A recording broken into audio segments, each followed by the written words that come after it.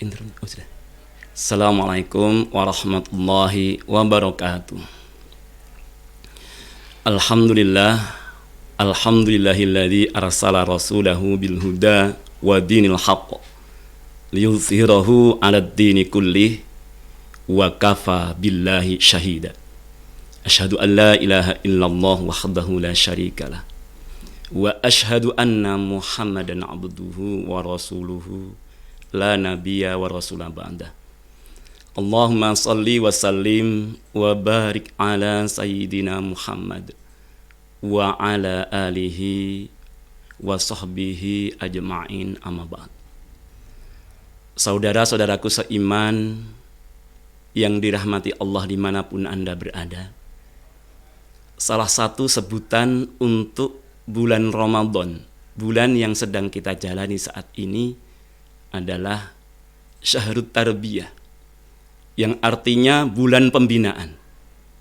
Ini artinya kita bagian di antara orang-orang yang beriman kepada Allah Subhanahu wa taala hendaklah terus menjaga ghirah, semangat dalam dada kita untuk terus membina diri kita, membina anak istri kita, anak-anak didik kita, untuk terus beribadah kepada Allah di bulan ini, untuk mendekat kepada Allah Subhanahu wa taala, baik itu dengan amaliyah-amaliyah yang wajib, yang diwajibkan maupun yang disunahkan. Dan itu harus terus ditingkatkan intensitas dan bersabar dengannya. Sebagaimana di dalam hadis qudsi yang diriwayatkan oleh Imam Al-Bukhari, Allah Subhanahu wa taala berfirman, "Wa ma taqarraba ilayya 'abdi bi syai'in ahabba ilayya mimma aftaradtu 'alaihi." Tidaklah hambaku mendekat kepadaku dengan sesuatu yang lebih aku cintai dari apa-apa yang aku wajibkan untuknya. Wa la yazalu 'abdi yataqarraba ilayya bin nawafili hatta uhibbah. Dan dia tidak berhenti, terus-menerus mendekat kepadaku dengan perkara-perkara yang sunnah, hatta uhibbahu, sampai aku mencintainya. Saudaraku, membina diri kita dengan ketaatan-ketaatan sampai mendapatkan kecintaan Allah Subhanahu wa taala, sampai dekat kepada Allah. Seberapa dekat kita kepada Allah itu menunjukkan seberapa kita mulia di sisi Allah Subhanahu wa taala. Ini ditegaskan Allah Subhanahu wa taala di dalam firman-Nya dalam surah Al-Waqiah ayat 7. Ketika Allah Subhanahu wa taala membagi manusia nanti di mahsyar dalam 3 golongan. Wa kuntum azwajan salasah. Dan kalian akan digolongkan menjadi 3 golongan. Tidak ada golongan yang lain, hanya 3. Pasti manusia masuk satu di antaranya. Yang pertama, fa ashabul maimanati ma ashabul maimanah. Golongan kanan beruntung itu di surga. Golongan orang-orang soleh. Itu kalau dalam hadis yang kami sampaikan di depan adalah yang mendekat dengan perkara-perkara yang diwajibkan. Kemudian golongan yang kedua, wa ashabul masy'amat imma ashabul masy'amah. Golongan kiri yang celaka itu, yang tidak mau mendekat kepada Allah. Jangankan dengan yang sunnah, yang wajib aja sering ditinggalkan. Na'udzubillah min dzalik. Kemudian golongan yang paling mulia, golongan yang ketiga, wasabiqun as-sabiqun, yaitu orang-orang yang bersegera dalam kebaikan, berlomba-lomba dalam kebaikan, mendahului untuk taat kepada Allah, untuk mendekat kepada Allah. Merekalah yang masuk surga lebih dulu. Dan di ayat berikutnya dalam keterangannya yang pertama adalah ulaikal muqarrabun. Ya, merekalah orang-orang yang didekatkan. Ya, jadi kedekatan kepada Allah itu menunjukkan betapa derajatnya di sisi Allah, dia tinggi, mulia di sisi Allah Subhanahu wa taala. Bisa jadi kita belum menjadi golongan mereka, belum pantas lah. Tetapi dalam satu riwayat, ketika Rasulullah SAW bersama para sahabat didatangi seorang laki-laki dari Najd, Arab Badui, bertanya kepada Nabi, Mata sa'ah, kapan datangnya hari kiamat? Rasulullah balik bertanya, madza a'datta laha? Apa yang sudah kamu siapkan untuk hari kiamat itu? Maka laki-laki dari Najd itu hening sejenak, merenung, kemudian menjawab, la syai'ah, tidak ada, belum ada satupun. Illa anni uhibbullah wa uhibbu rasulahu. Kecuali aku mencintai Allah, aku mencintai Rasulnya. Maka Rasulullah kemudian menegaskan, anta ma'aman ahbabta. Kamu akan bersama kelak di hari kiamat bersama dengan orang yang kamu cintai. Ini membuat para sahabat bahagia. Termasuk Anas bin Malik radhiyallahu an yang meriwayatkan hadis ini, langsung menyatakan, aku mencintai Allah, aku mencintai Rasulullah, aku mencintai Abu Bakar, aku mencintai Umar. Aku ingin kelak di mahsyar, di hari kiamat, dikumpulkan, digolongkan bersama mereka. Meskipun iman dan amalku tidak seperti mereka. Masya Allah. Ini juga tentunya merupakan berita gembira bagi diri kita. Agar kita mendapatkan, digolongkan bersama orang-orang yang mulia. Mari kita bangun rasa cinta kita kepada mereka.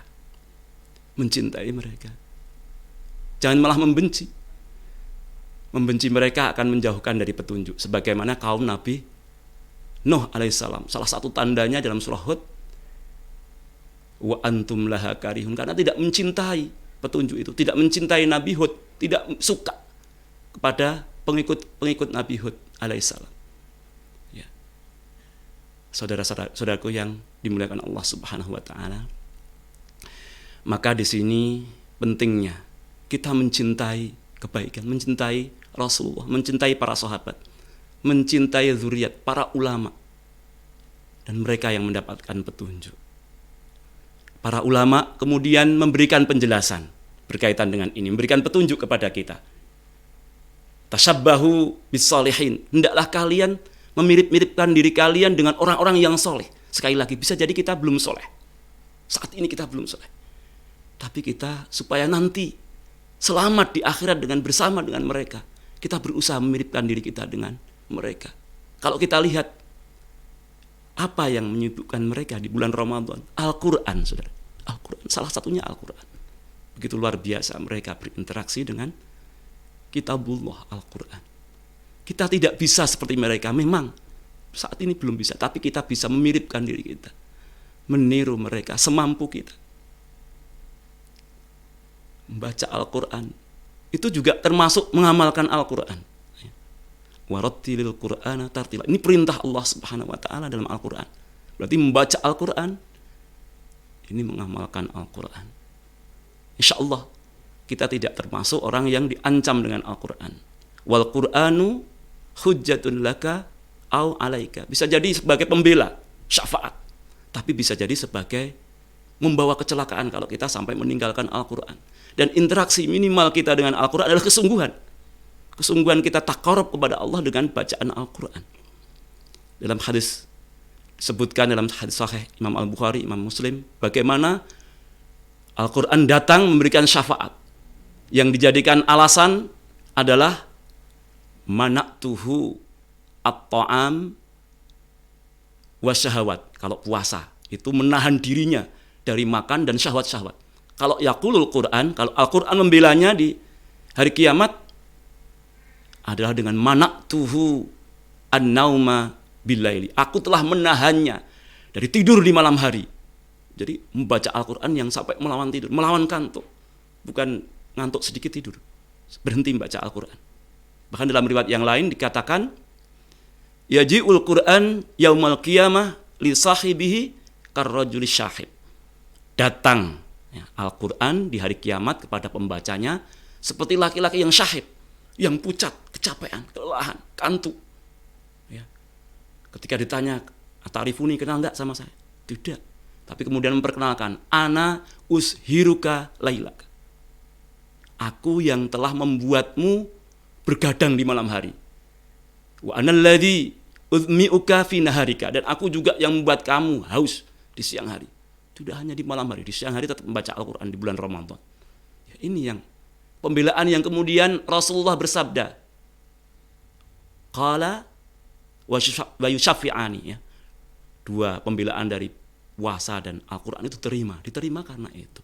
Karena memang ada upaya, intensitas kita, interaksi dengan Al-Quran yang lebih. Ini juga yang mengilhami orang-orang soleh terdahulu, para sahabat, para ulama, untuk berinteraksi, bersungguh-sungguh membina diri mendekat kepada Allah dengan Al-Quran. Semoga ini bisa memberikan peringatan, nasihat terutama bagi saya pribadi, ya, untuk di sisa bulan Ramadan ini, apalagi di 10 hari terakhir, untuk ya bermujahadah mendekat kepada Allah Subhanahu wa taala, menjadi semakin dekat kepada Allah dengan Al-Qur'an Al-Karim. Semoga bermanfaat. Aqulu qouli hadza astaghfirullahal azim li wa lakum fastaghfiruhu innahu wal ghafurur rahim. Assalamualaikum warahmatullahi wabarakatuh.